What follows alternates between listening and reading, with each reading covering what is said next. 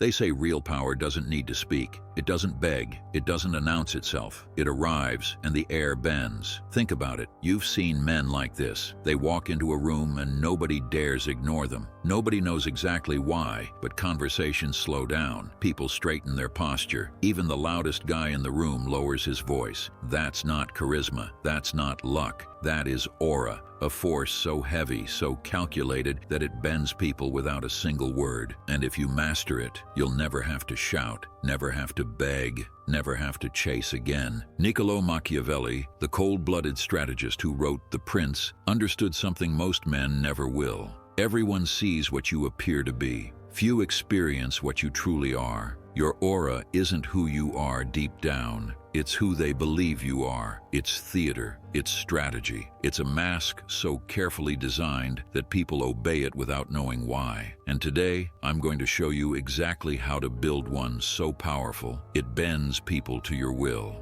Part 1. The silent weapon of aura.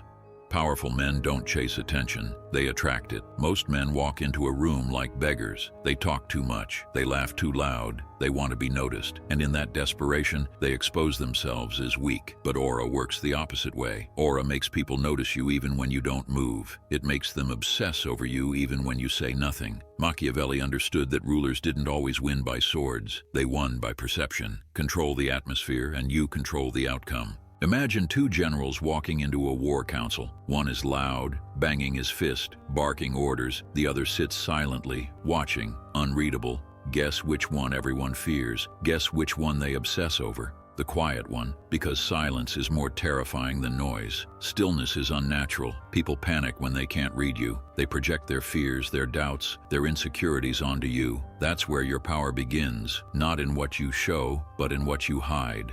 Part 2. The Mask of Mystery.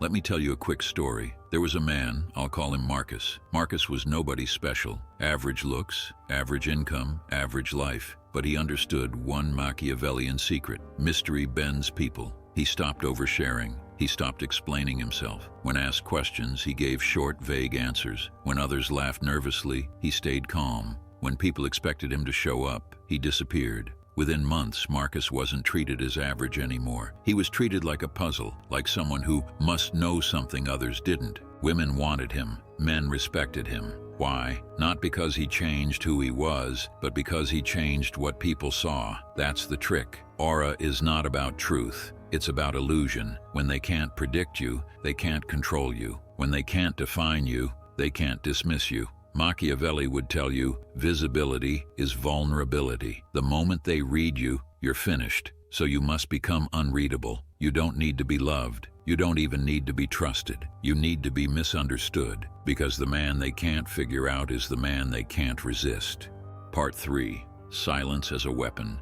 Here's something nobody tells you. Aura begins before you speak. It's in the way you walk, slow, deliberate, like time bends to you. It's in your posture. Straight, but never stiff, like a man who doesn't chase anything. It's in your face, calm, unreadable, no forced smile begging for approval. And when you do speak, speak slowly. Let silence carry most of the weight. Pause before answering. Let the tension build. People will lean forward, desperate to hear what you say. And when you finally do, your words land like bullets. Most men kill their aura by filling every gap with nervous chatter. But silence is more dangerous than 1,000 words. When you don't speak, people create meaning. They invent stories. They assume you know more than you do. And that assumption is power. Machiavelli mastered this. He knew rulers should never explain themselves. Explanation is weakness. The more you explain, the less they respect. The less you explain, the more they imagine. And their imagination will always paint you bigger than you truly are.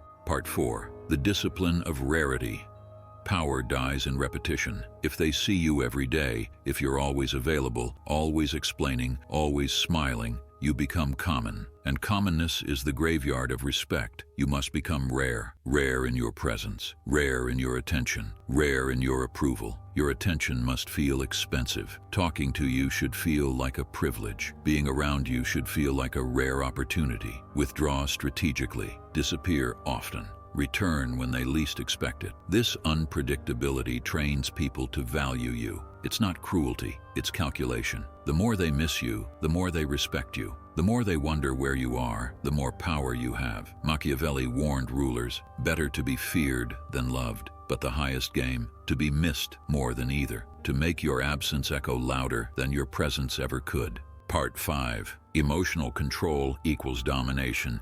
Here's a truth that cuts deep. The one who controls his emotions controls the entire room. Most people flinch at insults. They react to jokes. They defend themselves when accused. They try to prove they're strong. But the Machiavellian doesn't react. His calmness is a weapon. His stillness is dominance. When chaos erupts, when others panic, when tempers explode, he remains unmoved. And suddenly, all eyes turn to him. Why? Because human beings instinctively follow the one who doesn't break under pressure. The man who doesn't flinch terrifies everyone else. That's the core of aura. Not words, not volume, not jokes, but composure so strong it bends people's psychology. Your aura becomes control the moment others start adjusting themselves to you. They lower their voice, they change their rhythm, they seek your approval, even when you've given none. That's not influence, that's domination.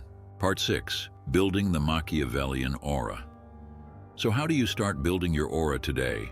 Master your body language. Walk slow. Keep your movements deliberate. Sit still. Stop fidgeting like prey. Weaponize silence. Pause before answering. Speak less but with weight. Let others talk themselves into weakness. Be rare. Don't show up everywhere. Don't reply instantly. Don't make yourself easy to reach. Stay unreadable. Don't overshare. Don't explain. Don't let them predict your moods. Control emotions. Never flinch. Never overreact. Never let them see you sweat. Dress with intent. Not loud, not flashy. Sharp, clean, deliberate. Clothes that whisper, not scream. Do this long enough, and you'll notice something eerie. People will start to shift around you. They'll second-guess themselves in your presence. They'll crave your attention, but won't know why. That's aura taking root. Part 7. The tyranny of atmosphere. Aura is not personal, it's environmental. You don't just exist in a room, you infect it. Your stillness, your silence, your composure spreads like smoke. People adapt to you without realizing it. Machiavelli's genius was this. He understood that the ruler who controls the atmosphere controls the outcome. People don't follow logic, they follow energy. They follow the man who looks unshaken, inevitable. And when they adapt to your silence, when they shape their behavior around your presence, you've already bent them. That's why aura is the highest form of control. It's not force, it's not commands, it's not threats, it's invisible gravity. You don't dominate by speaking louder, you dominate by making others whisper when you enter. The last lesson. Aura is not performance, it's not charisma, it's not charm. Those are tricks. Aura is heavier. Aura is discipline. Aura is strategy. It's silence that cuts deeper than words. It's absence that hurts more than rejection. It's composure that terrifies more than violence. Machiavelli would tell you this: power doesn't come from proving yourself. Power comes from becoming the standard they measure themselves against. So stop chasing, stop explaining, stop proving. Become rare, become unreadable, become the still storm in the middle of chaos. Because once people start adjusting themselves to your presence, once their rhythm bends to your silence, you'll know you've built an aura so powerful it bends people to your will, not by chance, not by luck, but by design. Thank you for watching. If you want to see more videos, make sure you hit the like and subscribe button. I'll see you in the next one.